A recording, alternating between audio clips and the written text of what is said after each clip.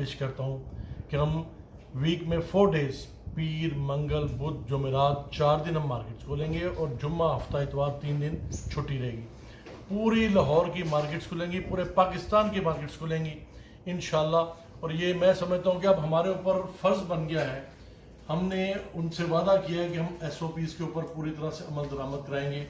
تو SOPs کے اوپر اب میرے بھائیوں, میری بزنس کمیونٹی کے تاجروں, آپ سب نے اس کے اوپر عمل درآمد کرنا ہے. ہم نے کرونا سے لڑنا بھی ہے, ہم نے کرونا سے ڈرنا نہیں ہے, لیکن ہم نے کرونا سے بچنا بھی ہے. تو ہم نے ہر صورت اس چیز کا خیال کرنا ہے کہ SOPs پراپر طریقے سے کیے جائیں تاکہ چیزیں بہتری کی طرف جا سکیں.